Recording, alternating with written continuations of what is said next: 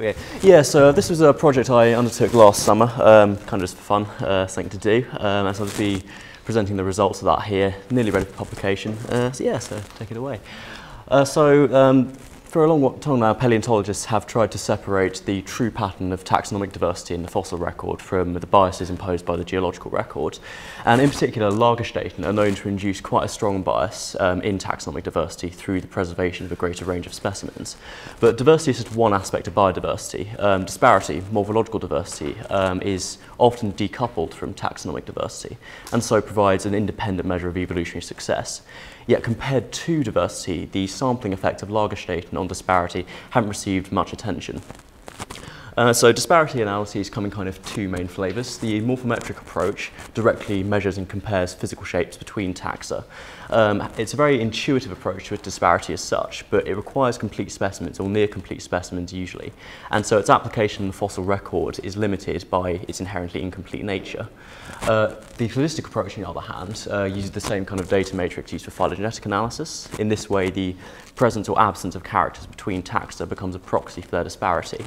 The advantages of the holistic method is that it can readily handle missing data and often converges on the same signal as the morphometric approach, and so it's a widely applicable alternative. That same missing data, however, is known to cause severe underestimation of disparity in this kind of analysis, and Lagerstätten are known to positively bias character completeness, and so this suggested to me that the biasing effects of Lagerstätten might extend beyond simply preserving a greater range of taxa to include problems of missing data elsewhere in the fossil record. In turn, this gives the holistic approach its own set of methodological problems, which are profoundly linked to biases in the geological record. And so this is where I decided to focus my attention. Ichthyosaurs made a pretty good case study for this. They were ecologically prominent, occupying both shallow and deep marine environments with high preservation potentials. And with their large, robust skeletons, they correspondingly have a very good, very rich fossil record, known from both Lagerstätten and non-Lagerstätten deposits. On top of that, Ben Moon, my colleague at Bristol, he published the most inclusive holistic matrix of ichthyosaurs to date at the end of last year, and so this gave me a suitable data set to work on. The holistic approach follows a pretty well-established pipeline where the character matrix is converted to a distance matrix by looking at the pairwise comparisons of which characters taxa share. It's then ordinated using principal coordinates analysis, which allows you to convert that morphospace to kind of continuous measurements and also force all of the variation on the higher axes, which you wouldn't normally see onto lower axes, so it makes it a powerful approach to doing this. The distance matrix is a very crucial component of this, however, because of the way that different distance calculations treat missing data. For the purpose of this, I will mainly look at results from a generalized Euclidean distance matrix, but I will touch on the effects of using alternatives. Finally, that morphospace in however many dimensions your analysis produces is summarized using different disparity metrics. These metrics are themselves subject to different biasing effects and indicate different aspects of morphospace. So I chose the sums of ranges, sums of variances, and the mean distance from the centroid, as this way these would complement each other's strengths and weaknesses. As for my methodology, I calculated disparity through time for two datasets, one including, one excluding Lagerstätten taxa. I then tested for correlations between these time series and for significant differences in each disparity metric within individual bins. And to get the roots of possible biases, I also looked at any correlation between disparity metrics and taxonomic diversity and mean character completeness through time, and also for significant differences within bins of those biases. In this way, I was able to look to see if Lagerstätten affect both discrete views of disparity within individual bins and the broader trend of disparity through time. My results were nice in some ways. All the metrics converged on the same signal, and that signal is what's been found by previous authors, namely high diversity and disparity early in their evolutionary history, consistent with a kind of an early burst exploration of morphospace, followed by decline throughout the rest of the Triassic, rapid recovery during the Jurassic when they reached a new ecological peak, and then finally just a slow, steady, into the night kind of decline in diversity up to their extinction by the end of the Cretaceous. As for disparity in Lagerstätten, every single disparity metric showed significant differences within time bins when Lagerstätten taxa were excluded, so there's a clear Lagerstätten effect there. The sums of ranges annoyingly correlated through time, but when I looked a bit deeper into the literature, it turns out the sums of ranges is very strongly affected by sample size, and so the correlation suggests that any change in diversity, whether that's a true biological signal or a Lagerstätten-induced bias, will cause this metric to fluctuate wildly, and as a result it's a bit of a rubbish metric to go on. The sums of variances and mean distance from the centroid, I've only showed the sums of variances here because the results are very similar to those from the centroid. Those two metrics are considered to be more robust sampling biases, yet these fail to correlate between time series, and again this shows a clear impact of Lagerstätten on our view of disparity through time, at least for the ichthyosaurs. Bivariate morphospace is similarly greatly reduced when you exclude Lagerstätten taxa, in particular during the early Jurassic. Without the world-famous Holzmarden and Blue Lias Lagerstätten, the fossil record would tell a story of devastation and slow recovery from the Triassic mass extinction, rather than the classic picture we all know and love of rapid ecological resurgence and success as some of the top predators in the Jurassic oceans. I noticed that in the final time bin, all of the taxa cluster very close to the centroid of the data set at the coordinate 0, 0.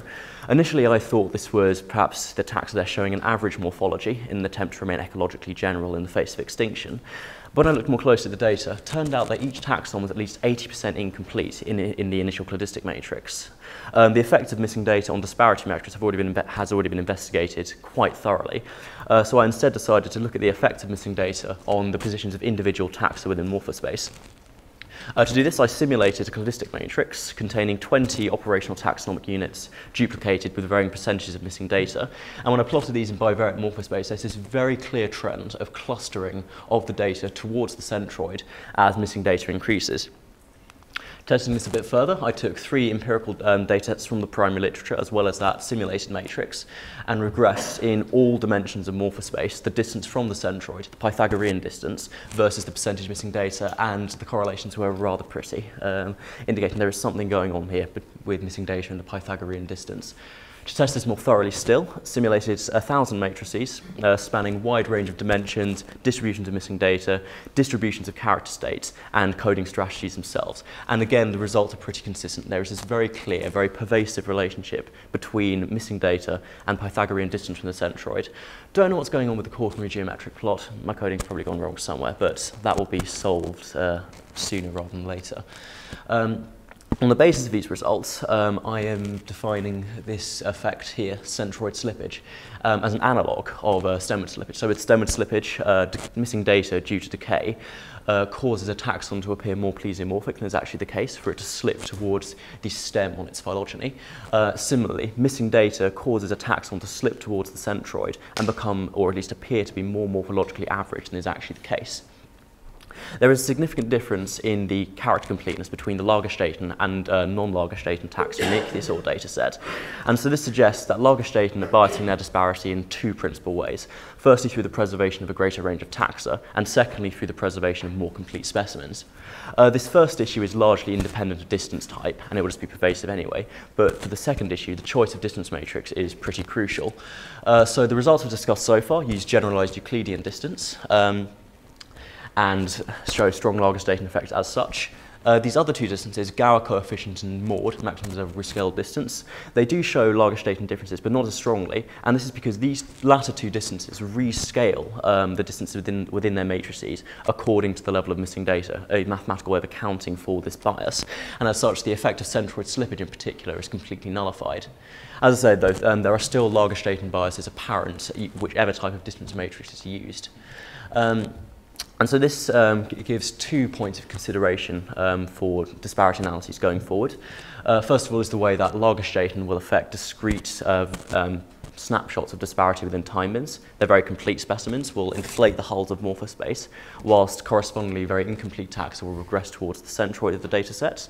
And this could be problematic potentially for studies which use cladistic disparity analyses to indicate ecological competition, morphospace overlap between taxa. If that overlap is actually a result of highly incomplete data sets, then that could nullify inferences about competition and macroevolution in the fossil record.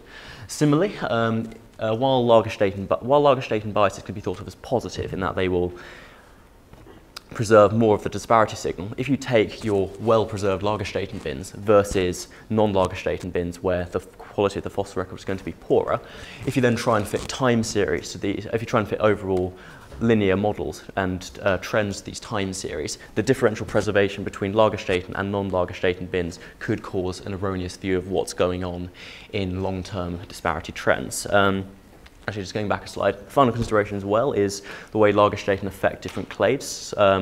There will be differential preservation depending on the ecological lifestyle of organisms involved. So infaunal is more likely to be preserved than pelagic and so on and so forth. Some environments are more likely to develop Lagerstätten than others. And so again, this suggests that Lagerstätten effects will have heterogeneous impacts on different clades for a variety of reasons. Ways of accounting for this. First of all, there's phylogenetic gap filling, which is take your chosen phylogenetic hypothesis from your data matrix and use that to infer character states. This may have some issues. For example, you could end up stating a featherless taxon to have blue feathers on the basis of your phylogenetic analysis. So it'll be important to critique how that phylogeny can be used to resolve a character matrix prior to disparity analysis. Alternatively, if gap filling isn't your flavour of choice, you can go for gap equalisation. This was quite an interesting new method from Smith et al. 2014, where they look at linkage between in the pattern of missing data across cladistic matrices and use that to remove additional data. But in doing so, there is a reduction in disparity overall, but relative change in disparity between taxa and between time bins can be identified with greater confidence. So that's another possible solution there.